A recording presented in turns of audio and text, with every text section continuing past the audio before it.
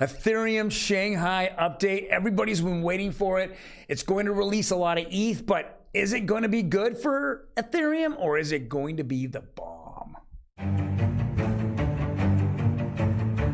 That article and CBDC's taking off again, and Ripple is at the head of it all. Next on OG Crypto and NFTs, welcome everyone. My name is Troy, and every day we go over the latest news in cryptocurrency, blockchain, and non-fungible tokens, NFTs.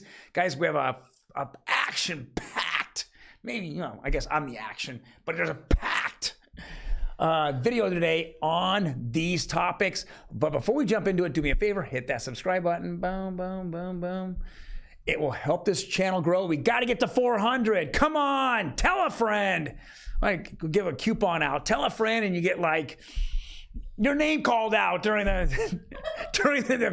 the YouTube video, right? Made our VIP list.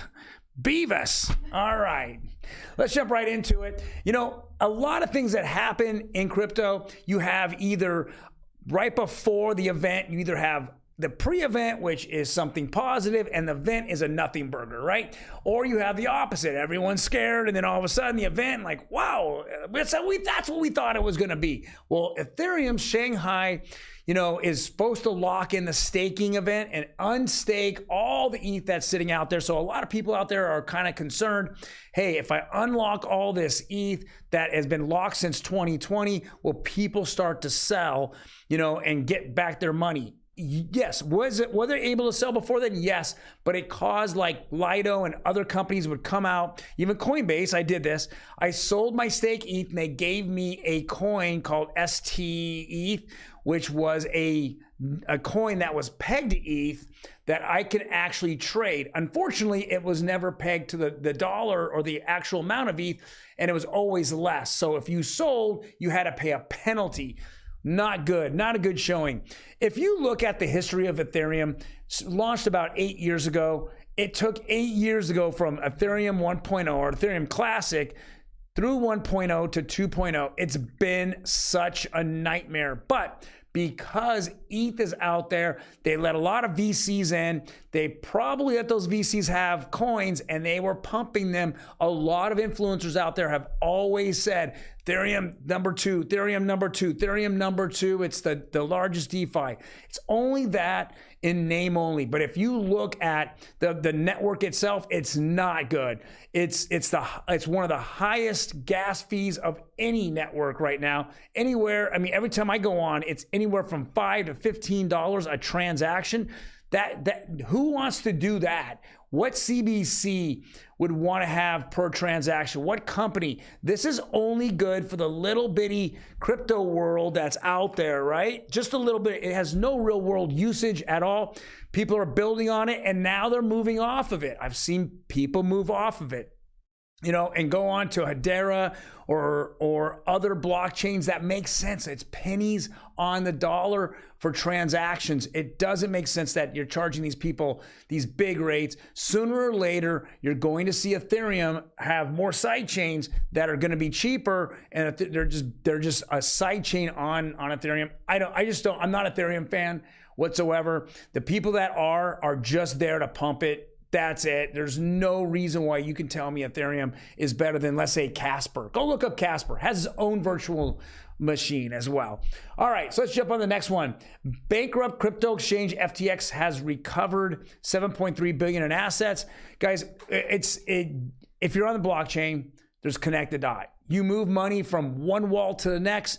It's permissionless. It will tell you, it just shows you the entire transaction history. You follow the money and then you can start getting that money back, especially when it's all done through fraud. And I don't care how many wallets you go through. That's why the privacy of blockchain is just not there. That's why a lot like Gary Gensler and other regulatory SEC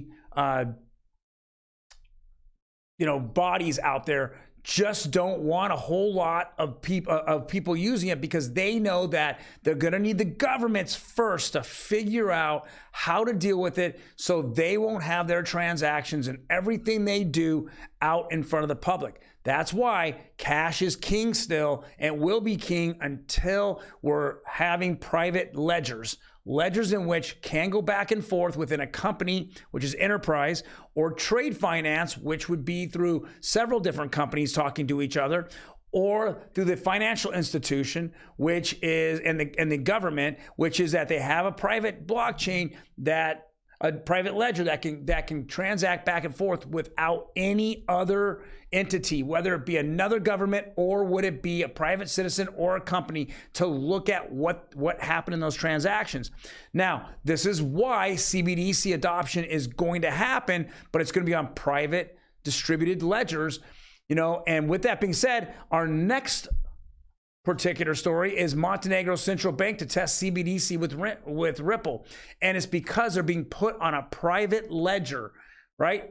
A private ledger where they can take their money and they can do what they want with it. They can distribute it and they can make it up as that particular CBDC or digital currency is being traded. Now it can be traded amongst its own citizens on a public blockchain, but all the CBDCs that are going back and forth within the government will be on a private blockchain. And this is very, very important.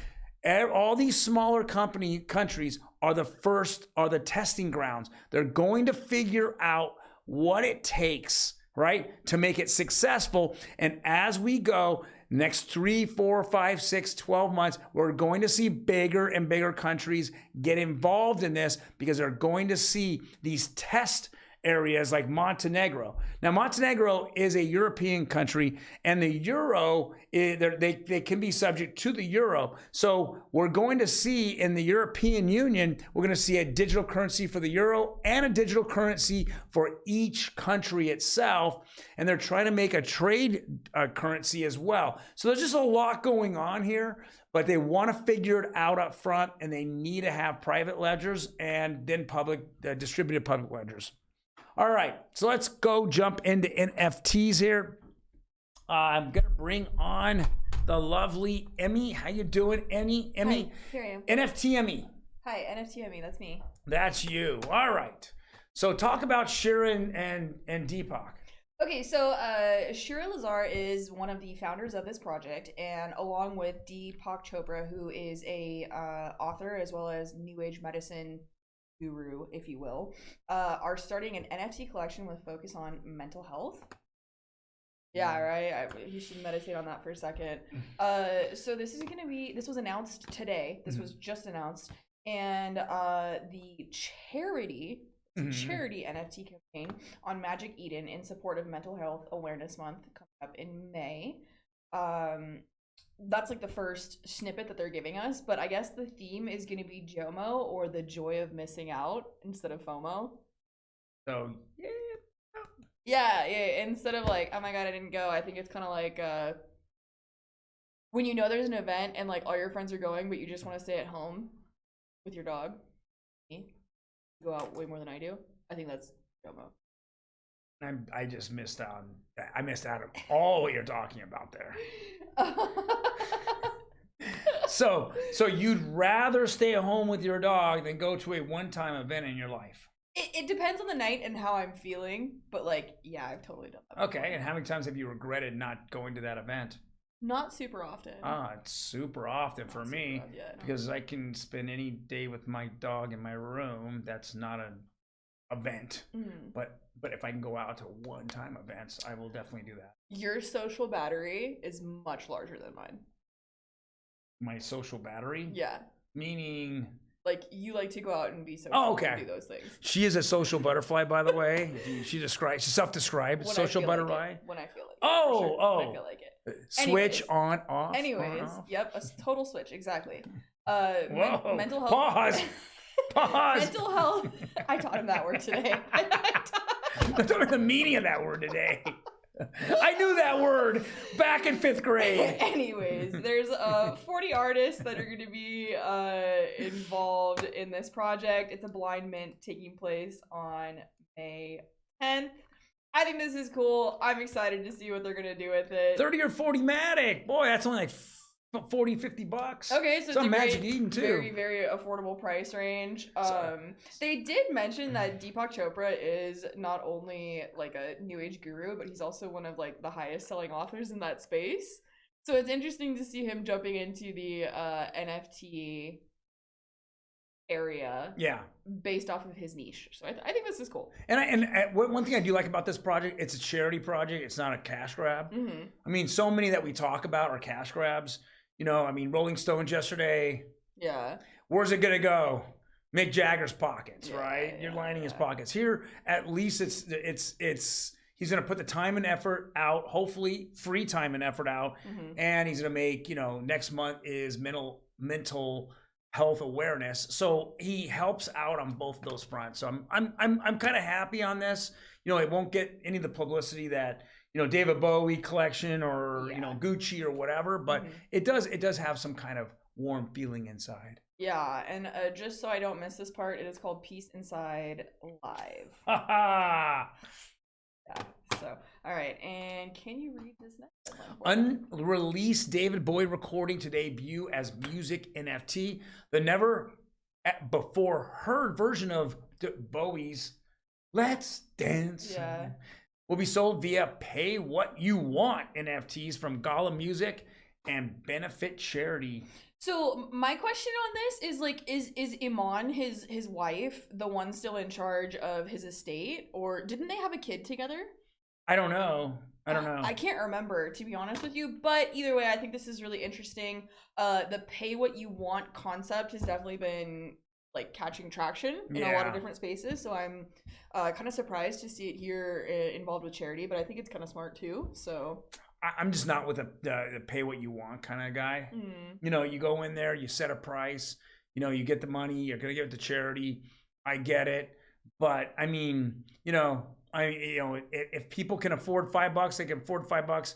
But if there's not enough of these and you have enough Bowie fans throughout the world, you're just not, you know, you're just not going to get it, right? I mean, if you're thinking you're going to get it for cheap, I don't know how many of these are. There's 3,003 NFTs, you know, each featuring a piece of Bowie-inspired artwork. I think it's going to sell out, and I think it's going to sell out quick. Yeah, for money. I agree. Yeah, especially with it giving you the access to hear the unreleased version of "Let's Dance." It's such a iconic song. Like I'm even thinking like, I wonder what it's like. You know, so. So I need to ask you this question: would you go to a Bowie concert or stay home with your dog? Was it actual Bowie or is it like a hologram of Bowie? Well, we know. Like, we know Bowie's not. We know pretending he's alive. Well, yeah, David Bowie's not alive. But that's. Are we pretending he's alive? We're pretending he's alive. Yeah, I'd probably go to the David Bowie concert. Hologram. Yeah. Hologram? I don't know. Hologram might stay home with the dog. Wow. Wow.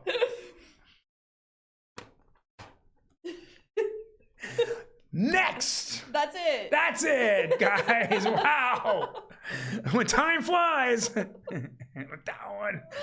Guys, thank you very much for joining us today. I know we're probably having more fun than you are when recording this, but I hope that if you guys have any comments, leave them below. Otherwise, we will see you tomorrow and act just as stupid and funny as we want.